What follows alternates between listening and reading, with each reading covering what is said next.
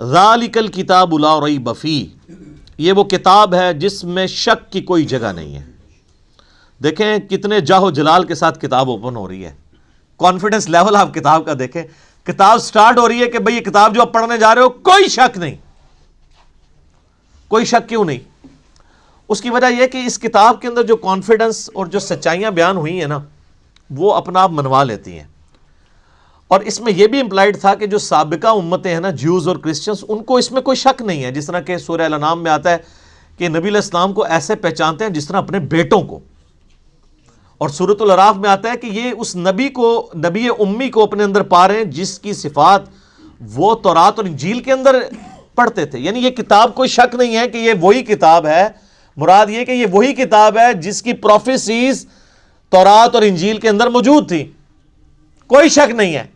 ان معنوں میں بھی بے شک یہ وہی کتاب ہے جس کا تمہیں انتظار تھا، اور ان معنوں میں بھی کہ یہ اللہ کی طرف سے نازل ہوئی ہے، اس میں کوئی کنٹراڈکشن نہیں ہے، یہ اللہ کی کتاب ہے۔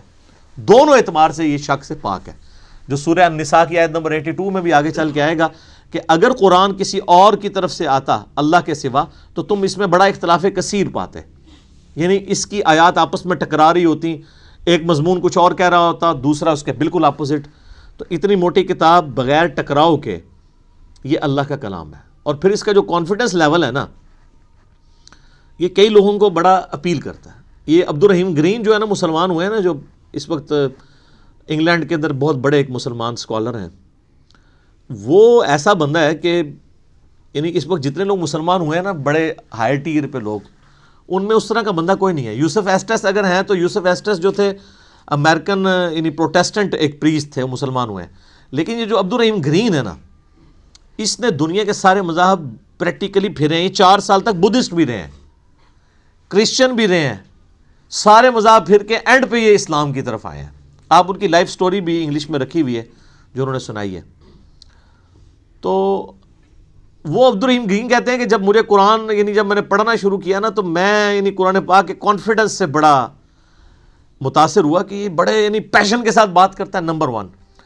نمبر 2 وہ کہتا ہے قرآن میں اس طرح کا ربط نہیں ہے جو انسانی کتابوں میں ہوتا ہے، کیونکہ قرآن کا سٹائل خطبے کا ہے جو میں پہلے ایڈریس کر چکا ہوں۔ یہی بات اس نے جوشوا نے بھی کی، جس کا پچھلے دن ہم نے کلپ بھی چڑھایا تھا، how Bible led me to accept Islam. تو وہ بھی یہ کہتا ہے قرآن کا جو کانفیڈنس ہے نا کہ ایسا کرو تو کامیاب ہو، ایسا نہیں کرو گے تو یہ ہو جائے گا۔ آپ یقین کریں دنیا میں سخت سے سخت طبیعت والے بندے کی کتاب اٹھائیں نا، اس میں آپ کو وہ اعتماد اور وہ پیشن نظر نہیں آئے گا جو کتاب اللہ کے اندر آپ کو نظر آتا ہے۔ یہ خدا الہ مالک رب ہی اپنی مخلوق سے اس طریقے سے بات کر سکتا ہے۔ انسان جتنا مرضی بڑا ہو جائے وہ اس طریقے سے گفتگو کر ہی نہیں سکتا، چاہے بھی تو نہیں کر سکتا۔ یہ اس کتاب کے اندر زور ہے۔ لا ریب فیہ ھدی للمتقین، اگر فی ہی کو آپ آگے ملا لیں، لا ریب پہ آپ وقف کر لیں تو پھر یہ معنی بنے گا کوئی شک کی جگہ نہیں ہے۔ فی ہی ھدی للمتقین، اس میں ہدایت ہے پرہیزگاروں کے لیے۔ فی کو پیچھے کر لیں تب بھی معنی میں کوئی فرق نہیں پڑتا۔ ھدی للمتقین، یہ قرآن ہدایت ہے ان لوگوں کے لیے جو ڈر جائیں۔ یہ ترجمہ اصل ترجمہ ہے اس کا۔ وقار عربی میں کہتے ہیں نا بچنے کو۔ اچھا ہم جب کہتے ہیں نا قرآن میں ہدایت ہے پرہیزگاروں کے لیے، یہ ترجمہ کر رہے ہوتے ہیں۔ اچھا تو جو نان پرہیزگار ہیں ان کے لیے ہدایت کہاں ہے؟ سوال ہے نا۔ تو اس کا معنی ہی غلط کیا گیا۔ اس کا ترجمہ مولانا مودودی رحمہ اللہ تعالیٰ نے بالکل ٹھیک کیا کہ یہ کتاب ہدایت ہے ان لوگوں کے لیے جو ڈر جائیں، چاہے وہ کافر ہے، چاہے مسلمان ہے، چاہے گناہ گار ہے، چاہے نیکوکار ہے۔ کئی نیکوکار ہے پرہیزگار ہیں لیکن ہر الٹا کام کر رہے ہیں کیونکہ وہ متقی نہیں ہے۔ پرہیزگار یعنی جو آپ نے لائسنس رکھے ہوئے ہیں، داڑھی، شلوار ٹخنوں سے اوپر، تسبیح، ٹوپی، یہ لائسنس ہی ہے نا کسی کی پرہیزگاری کا۔ آج دنیا میں کسی کو جج کرنے کا طریقہ کیا ہوتا ہے؟ بڑا نیک ہے، وہ کیا دیکھ رہے ہوتے ہیں؟ یہی کچھ دیکھ رہے ہوتے ہیں، گیٹ اپ۔ حالانکہ تقویٰ تو ادھر ہوتا ہے، وہ تو اللہ کو پتہ ہے ریاکاری کے لیے کر رہا ہے، دکھلاوے کے لیے کر رہا ہے، کس لیے کر رہا ہے۔ بہرحال جو دنیا کے لائسنس ہیں ان میں جو پرہیزگار ہیں ان میں سے کئی لوگ ہیں جو متقی نہیں ہیں۔ تو ھدی للمتقین، یہ ہدایت ہے ان کے لیے جو ڈر جائیں۔ جو بھی ڈر جائے اس کو لیے قرآن کے اندر ہدایت ہے، اور جو نہ ڈرے اس کے لیے قرآن میں کوئی ہدایت نہیں. یہ بڑی خطرناک بات ہے. قرآن سٹارٹ اس سے لے رہا ہے کہ قرآن میں ہدایت اس کے لیے ہے جو ڈر جائے، اور جو نہیں ڈرے گا کوئی ہدایت نہیں. آگے چل کے آئے گا شہر رمضان الذی انزل فیہ القرآن ھدی للناس وبینات من الہدی والفرقان. رمضان کا مہینہ وہ ہے جس میں قرآن نازل ہوا ھدی للناس، پوری انسانیت کے لیے ہدایت ہے. وہاں تو متقی کا بھی ذکر نہیں آیا، پوری انسانیت چاہے کافر ہے چاہے مسلمان ہے. وبینات من الہدی، اور اس میں ہدایت کے بڑے بڑے روشن دلائل ہیں. والفرقان، اور حق اور باطل میں تمیز کرنے والی کتاب ہے یہ. اچھا، یہ الفرقان نبی الاسلام بھی ہے. صحیح بخاری میں حدیث ہے محمد فرق بین الناس، محمد صلی اللہ علیہ وآلہ وسلم لوگوں میں حق اور باطل میں فرق ہے. یہ کتاب بھی الفرقان ہے. تو ھدی للمتقین، ان کے لیے ہدایت ہے جو ڈر جائیں. اس کا کیا مطلب ہے؟ کہ جو شخص زندگی میں غور و تفکر کے بعد اس رزلٹ پہ پہنچے کہ مجھے میری مرضی کے بغیر کسی نے پیدا کیا اور اس نے اس فیس آف ارتھ میں مجھے پٹ کر دیا، اور یہ میری آبزرویشن ہے کہ سب لوگوں نے مرنا ہے، تو اگر سب لوگوں نے مر جانا ہے تو مر کے کس اگلی ایسی زندگی میں جانا ہے؟ اگر کسی کے بنائے سے ہم بنے ہیں تو پھر جس نے بنایا ہے اس کو رسپانس نہ کیا تو مرنے کے بعد جب اس کے سامنے پیشی ہوگی مرنے کے بعد تو کہیں شرمندگی نہ اٹھانی پڑے. جب یہ تصور کسی بھی انسان کے دماغ میں آ جائے، اس کا دل اس تصور کی گواہی دے دے تو وہ فوراً ڈر جائے گا. یار مجھے کس نے پیدا کیا؟ میرے تو ماں باپ کو بھی نہیں پتا کہ مجھے کس نے پیدا کیا، وہ خود کیسے پیدا ہوئے. تو الٹیمیٹلی ایک خدا کا تصور آتا ہے نا. وہ اللہ جس نے ہماری مرضی کے بغیر ہمیں پیدا کیا، وہ ہمارے ساتھ کچھ بھی کر جائے ہمیں کو بچا نہیں سکتا. سب سے بڑا تو اس نے ہمارے ساتھ کام کر دیا نا کہ پیدا کر دیا، ہم سے پوچھ کے کیا. تو اب بھی جو کچھ وہ کرے گا تو کوئی نہیں کچھ کر سکتا. تو اس میں پھر آسانی کی راہ کیا ہے کہ اسی رب کی پناہ لے لی جائے، اور اسی کے لیے کتابیں نازل ہوئیں، پیغمبر آئے. اس سورۃ البقرہ کے پہلی 4 رکوع کے اندر پورے قرآن کا خلاصہ آ جائے گا. تو جب ایسا شخص غور و تفکر کرے گا نا تو فوراً اس کے اندر ایک ڈر پیدا ہوگا، یار میرا کیا بنے گا؟ کہیں میں نے جانا ہے، کسی کو منہ دکھانا ہے، میں کیا کروں؟ تو اس کے لیے پھر قرآن میں ہدایت ہے. ایسا شخص الٹیمیٹلی قرآن تک بھی پہنچ جائے گا، پیغمبروں کی تعلیمات تک بھی پہنچ جائے گا، اور ایسا شخص جب قرآن کو پڑھے گا تو اسے ہدایت ملے گی. فذکر بالقرآن من یخاف وعید، اے نبی الاسلام قرآن سے اسے نصیحت کریں جو اللہ کی دھمکی سے ڈر جائے.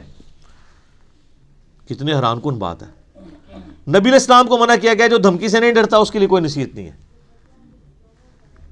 فذکر ان نفعت الذکر، نصیحت کرو اگر نصیحت کرنا کسی کو فائدہ دیتا ہو. سیذکر من یخشی، نصیحت اس کو کریں جو ڈرتا ہے. وَيَتَجَنَّبُهَا الْأَشْقَى، اور جو شکی ہو چکا ہے، بدبخت ہو چکا ہے، ڈرنے کے لیے تیار نہیں، چھوڑ دیں.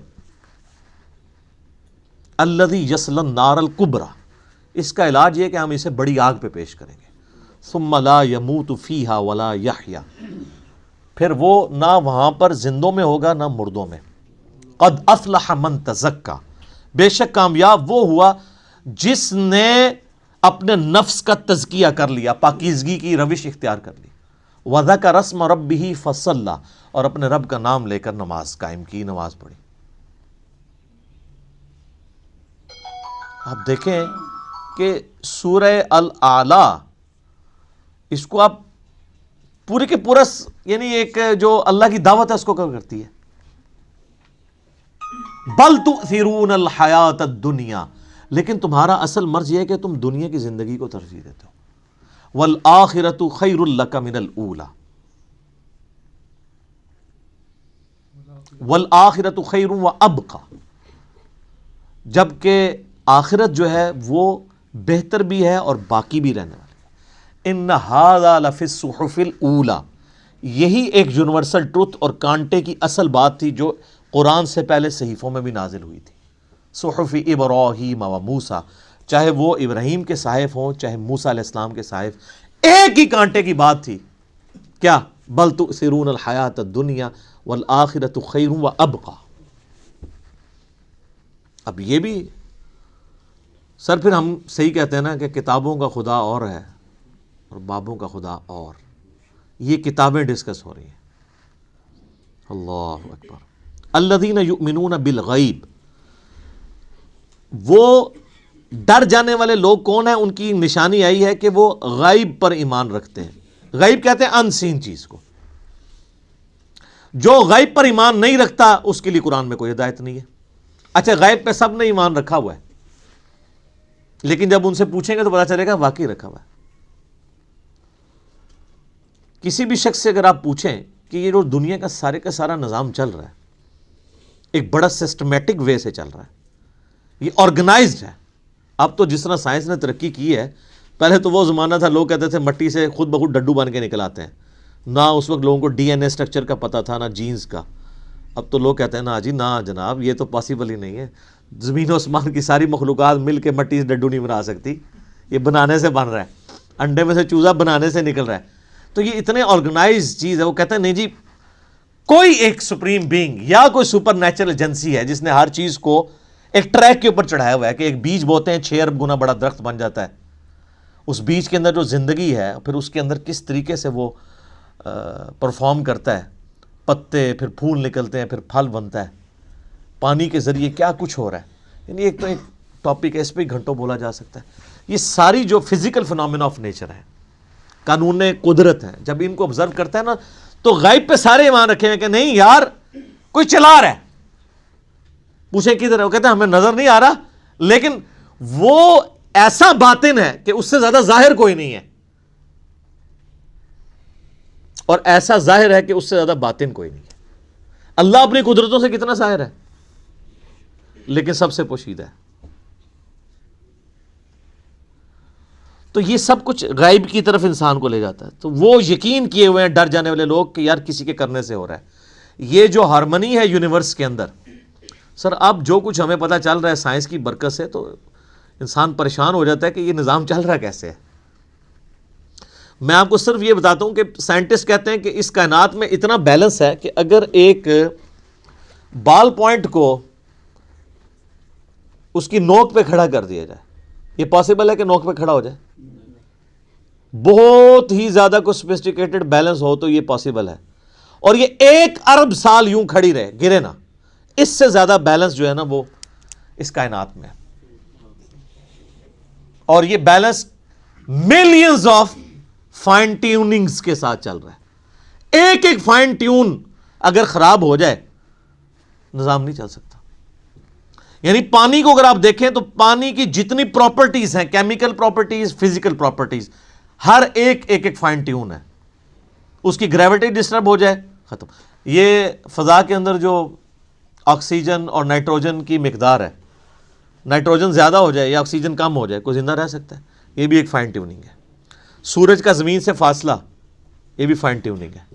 پھر سورج اور زمین کے درمیان جو اللہ تعالیٰ نے لیئرز رکھی ہیں، 99.99% ہارمفل ریز ہیں سورج کی، وہ نیچے آتی نہیں ہیں، راستے میں ریپیل ہو جاتی ہیں. کچھ اگر کراس بھی کرتی ہیں ارتھ میگنیٹک فیلڈ کی وجہ سے ریپیل ہو جاتی ہیں، اور صرف وہی آتی ہیں. سر سائنٹسٹ کہتے ہیں کہ یہ میریکل پلانٹ بنایا گیا ہے اس لیے کہ یہاں پہ زمین پہ انسانیت کو آباد کیا جائے. وہ کہتے ہیں یہ پلان کے بغیر ہو ہی نہیں سکتا. اس کو لائف کے لیے، لائف ایگزسٹ کرنے کے لیے فیزیبل بنایا گیا ہے. وہ کہتے ہیں سپریم بینگ یا مدر نیچر، کوئی بھی نام دے دیں، الٹیمیٹلی غیب پہ سب کے سب لوگ ایمان رکھتے ہیں. تو سر جب وہ اس طرح کے غیب پر ایمان رکھنے والے لوگ ہوں گے تو پھر الٹیمیٹلی ان کے اندر ایک کوالٹی پیدا ہو جائے گی کہ وہ اس گاڈ کو رسپانس کریں گے. وہ کہیں گے بس سب کچھ پھر تو ہی تو ہے، تیرے لیے سب کچھ ہونا چاہیے. تو وہ اگلی بات ہے وَيُقِيمُونَ الصَّلَاةَ، نماز قائم رکھتے ہیں. پھر وہ نماز پڑھتے نہیں ہیں. نماز پڑھنے والے بہت ہیں، قائم رکھنے والے بہت تھوڑے ہیں. یعنی نماز کا پھر حق ادا کرتے ہیں. ایک تو اس میں ظاہر ہے سب سے بہتر چیز وہی ہے یعنی پاکیزگی کا اعتبار سے اور پھر پروٹوکول سے نماز پڑھنا. پھر اس کے بعد نماز پڑھنے کے بعد جب آپ حقوق العباد کے معاملات میں آئیں گے تو آپ واقعی جس خدا کو آپ نماز کے اندر مانے ہوئے تھے نماز کے باہر بھی اسی خدا سے ڈرتے ہوئے آپ ہیرا پھیری نہیں کریں گے, ڈنڈی نہیں ماریں گے, رشتہ داروں کے حقوق نہیں دبائیں گے, ماں باپ کے ساتھ بد اخلاقی نہیں کریں گے, بیوی بچوں کے حقوق نہیں سلب کریں گے, کسی کی جائیداد نہیں ہتھیائیں گے, کسی کو دھوکہ نہیں دیں گے, دودھ میں پانی نہیں ملائیں گے, حرام خوری نہیں کریں گے. یہ سب کی سب چیزیں نماز قائم کروا رہی ہوں گی آپ سے. تو نماز قائم کرتے ہیں. اور یہ جو الصلاۃ ہے نا جی, اس کا ترجمہ ویسے انگلش میں لوگ پریئر کر دیتے ہیں. پریئر اپروپریٹ ٹرانسلیشن بن ہی نہیں سکتی الصلاۃ کی. اردو میں ہم یا فارسی میں نماز کہتے ہیں. الصلاۃ بیسیکلی ورشپ ہے. ہم اللہ کی پریئر نہیں کرتے ہیں, ورشپ بھی کرتے ہیں پلس پریئر. نماز پریئر تو ہوتی ہے دعائیں, جس طرح کرسچنز آپ دیکھیں اپنے گرجوں میں جا کے میوزک کے ساتھ بھی دعائیں کر رہے ہوتے ہیں, وہ صرف پریئر ہے, وہ نماز نہیں پڑھ رہے ہوتے. ہم نماز پڑھتے ہیں صلاح, جس میں پریئر بھی ہوتی ہے اور ورشپ. ورشپ ہوتی ہے کہ آپ جس کو اپنا الہ مانے ہوئے اس کے سامنے پوسچرز بناتے ہیں. تو ہم اپنے خدا کے سامنے پوسچرز بناتے ہیں نا, قیام کی حالت میں کھڑے ہوتے ہیں, اس طرح بھی پوسچر بناتے ہیں, ایسے بھی پوسچر بناتے ہیں, چاہے وہ ربنا لک الحمد کے بعد بنا لیں یا قیام میں بنا لیں, پوسچر یہ بھی ایک بناتے ہیں ارسال الیدین والا. پھر گھٹنے پہ ہاتھ رکھ کے رکوع کی حالت میں اللہ کے سامنے پوسچر بناتے ہیں. پھر الٹیمیٹلی اپنا ماتھا زمین پہ رکھ کے پوسچر بناتے ہیں. پھر بیٹھ کے پوسچر بناتے ہیں. یہ سارے کے سارے جو پوسچرز ہیں ہماری ادائیں ہیں. اور پھر ہر ادا کے اندر ہم اذکار بھی کر رہے ہوتے ہیں, پریئرز بھی کر رہے ہوتے ہیں. تو پریئر پلس پوسچرز یہ مل کے ورشپ اور عبادت اور صلاح بنتی ہے. وَمِمَّا رَزَقْنَاهُمْ يُنْفِقُونَ, اور وہ خرچ کرتے ہیں اس رزق میں سے جو ہم نے ہی ان کو دیا تھا. کیا بات ہے, ساتھ ہی کہہ دیا کہ اگر کر رہے ہو تو کسی کو اکڑ نہ آ جائے, دیا بھی ہمارا ہوا ہے. اور اس میں یہ چیز بھی امپلائڈ ہے کہ جو شخص گاڈ کانشیسنس رکھے گا, تقوی رکھتا ہوگا نا, وہ جیب ضرور ڈیلی کرے گا. انسان جیب وہیں ڈیلی کرتا ہے, پیسہ وہیں پہ خرچ کرتا ہے جہاں اس کا کوئی مفاد ہو. اب جس کا یہ یقین ہی نہیں ہے کہ اللہ تعالیٰ نے مجھے یہ مال خرچ کیا ہوا واپس لوٹانا ہے 700 گنا یا اس سے بھی بڑھ کے قیامت والے دن, وہ تو نہیں جیب ڈیلی کرے گا. تو قرآن میں آیا کہ اپنے دیے ہوئے مال میں سے جو اللہ نے تمہیں دیا ہے خرچ کرو. لیکن ہم لوگ لوگوں کے دیے ہوئے مال میں سے خرچ نہیں کرتے, اپنے اوپر لگاتے ہیں. یہ کچھ ہو رہا ہے. کتنے لوگ ہیں, ایک امام مسجد صاحب تھے, ان کا فون آیا ایک دفعہ اکیڈمی میں, کئی سال پہلے کی بات ہے. کہتے ہیں جی اس آیت نے میری زندگی بدلی ہے. کہتے ہیں میں نے جب قرآن ترجمے سے پڑھنا شروع کیا نا, تو میں جب اس آیت پہ پہنچا تو ادھر ہی میں رک گیا. میں نے کہا میں تو لوگوں کے دیے ہوئے مال کو اپنے اوپر خرچ کر رہا ہوں. تو قرآن تو کہتا ہے کہ وہ ہمارے دیے ہوئے مال میں سے اللہ کی راہ میں خرچ کرتے ہیں. کہتے ہیں اس دن میں نے طے کیا کہ میں نے کوئی تنخواہ نہیں لینی, فی سبیل اللہ نمازیں اور قرآن لوگوں کو پڑھانا ہے. اور جو میرے اپنا کوئی میں نے سورس آف انکم مینیج کیا, میں اس میں سے نکال کے اللہ کی راہ میں دیتا ہوں. یہاں آپ دیکھ لیں علماء کتنی لگژریس لائف انجوائے کر رہے ہیں, اور نام لیتے ہیں جو بیت المال سے تو خلفۂ راشدین کا خلیفہ بھی وظیفہ آتا تھا. خلفۂ راشدین کا وظیفہ یہ آتا تھا کہ آپ جناب لینڈ روور گاڑیاں خریدیں اور 4 پیچھے وہ باڈی گارڈ بٹھائیں جو ایک وقت میں 2 کلو چھوٹا گوشت کھا جاتے ہیں. سر خلفۂ راشدین تو سوکھی کھانے والے تھے. ایک عام مہاجر کا جو وظیفہ تھا وہ خلفۂ راشدین کا لگا ہوا تھا. ہم نہیں کہتے امام مسجد کی تنخواہ حرام ہے, ہم کہتے ہیں پھر سبسسٹنس لیول پہ آخرت بھی لینی ہے. دوویں جانے مٹھے باہو نہ, آخرت لینی ہے تو پھر آپ کو دنیا کا کمپرومائز کرنا پڑے گا. سبسسٹنس لیول پہ بالکل ٹھیک ہے, ہم کبھی بھی اسے کنڈم نہیں کرتے. میں جو مولویوں کے چندے اور قربانی کے کھالوں کی مخالفت کرتا ہوں نا, اس سے مراد کبھی بھی میرا یہ نہیں ہے. میں تو شروع سے یہ کہہ رہا ہوں کہ جو دین کے لیے وقف ہیں ان کی جو فائنانس ہے وہ باقی مسلمانوں کا کام ارینج کریں. میں اختلاف یہ کرتا ہوں کہ اس کے اوپر یہ جدادیں جو بنا رہے ہیں اور جو لگژریس لائف گزار رہے ہیں, اسلام آباد میں ہزاروں امام مسجد آپ کو ایسے مل جائیں گے, چلیں ہزاروں میں ایگزیجریشن ہو جائے گی, سینکڑوں, کہ جو سائیکل پہ آئے تھے آج انہوں نے ہونڈا سیوک رکھی ہوئی ہے, ساتھ ڈرائیور بھی رکھے ہوئے ہیں. ان کی کوئی فیکٹری نہیں ہے, کوئی دکان نہیں ہے, اللہ کا فضل ہے. اللہ کا فضل یہ ہے کہ ایک مسجد پہ وہ قبضہ کرتے ہیں. وہ آپ اسلام آباد میں تو یہ حالت ہے نا, ابھی اجاڑ زمین پڑی ہوئی ہوتی ہے, CDA سے لوکیٹ کراتے ہیں کدھر مسجد بننی ہے, وہاں جا کے وہ ایک چھوٹا سا کمرہ ہو. ہمیں بھی ترس آ رہا ہوتا ہے یار کتنی مشکل ہے, اور نہ پائی بڑی بڑی انویسٹمنٹ کر رہے ہیں, دنیا کی کوئی انویسٹمنٹ کا مقابلہ نہیں کر دی. اجاڑ میں جا کے ایک چھوٹا سا کچا سا کمرہ بنا کے بیٹھ جاتے ہیں.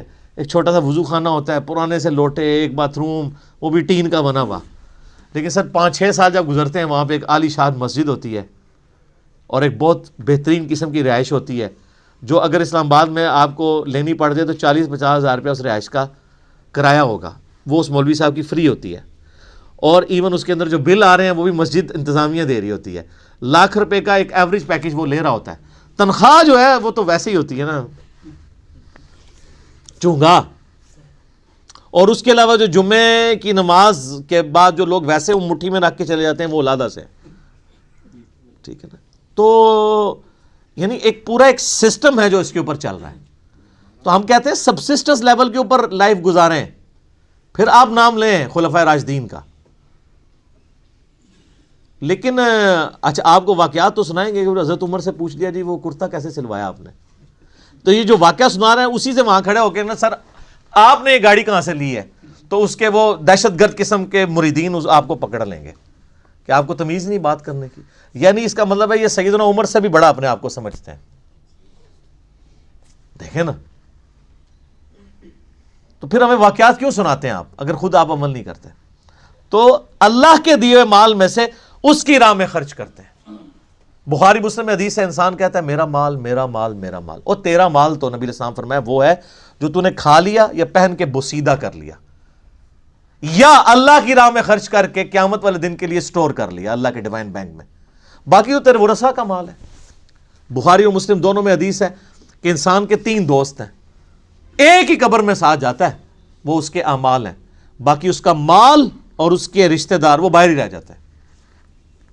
تو جس نے ساتھ جانا ہے اس کے ساتھ پھر پکی یاری لگانی چاہیے نا. اللہ اکبر. نبی علیہ السلام کی حدیث ہے بخاری اور مسلم میں, نبی علیہ السلام نے فرمایا اے اللہ محمد اور آل محمد کو بس اتنا ہی رزق دینا کہ ان کی روح اور جسم کا رشتہ برقرار رہے. کیوں؟ آپ علیہ السلام زیادہ مال کو اوائڈ کرتے تھے, آپ کی فقر کی زندگی تھی اور یہ فقر اڈاپٹڈ تھا. اما عائشہ کہتی ہیں خیبر کے بعد تو وسعت ہو گئی تھی, لیکن حضور کی وفات تک ہماری حالت ہے. بخاری مسلم دونوں میں حدیث ہے, بعض اوقات 1 مہینہ, بعض اوقات 2, بعض اوقات 3 مہینے بھی ہمارے گھر میں چولہا نہیں جلتا تھا. 2 کالی چیزوں کھجور اور پانی پہ گزارا ہوتا تھا, اور کھجور بھی کوئی پیٹیاں یا ٹوکرے نہیں, 2 کھجوریں صبح اور 2 شام کو بس, اور 1 میٹھا پانی کا پیالہ صبح اور 1 شام کو. یہ ٹوٹل رزق تھا. میٹھا پانی اس وقت ایک ایشو تھا, دور سے بھر کے لانا پڑتا تھا. اور اس میں مجھے بتائیں حضور کی بیویاں حضور سے شکایت نہ کرتی تو کیا کرتی؟ لیکن جب شکایت کی سورۃ العذاب میں اللہ تعالیٰ نے ڈانٹ پلائی, ایسی ڈانٹ پلائی کہ یہاں تک کہا کہ اے نبی ان کو کہو کہ میں تمہیں مال دے کے چھوڑ دیتا ہوں. ہائے ہائے ہائے. اور حضور آئے ہیں, بخاری مسلم کے الفاظ ہیں, کہ عائشہ جاؤ اپنے باپ سے مشورہ کرنا ہے کر لو, اللہ نے تو مجھے کہہ دیا اگر تم اس طرح ہی فقر کی زندگی گزارنا چاہتی ہو میرے ساتھ رہو, تو ادروائز میں تمہیں چھوڑ دیتا ہوں مال دے کے. انہوں نے کہا میں اللہ, اس کا رسول اور آخرت کو چاہتی ہوں. وہ قرآن میں یہ آیا تھا اگر تم اللہ, اس کے رسول اور آخرت کو چاہتی ہو تو پھر اسی طریقے سے نبی کے ساتھ گزارا کرو. تو آپ کی بیویاں اگر آپ کے ساتھ غصہ کھائیں نا تو صبر کیا کریں. نبی کی بیویاں, نبی کی تربیت یافتہ بیویاں, ان کے ساتھ اگر یہ معاملہ ہو سکتا ہے تو ہماری بیویاں تو پھر ان سے بہت دور ہیں. تو یہ فقر کی زندگی نبی علیہ السلام کی اسی لیے اڈاپٹ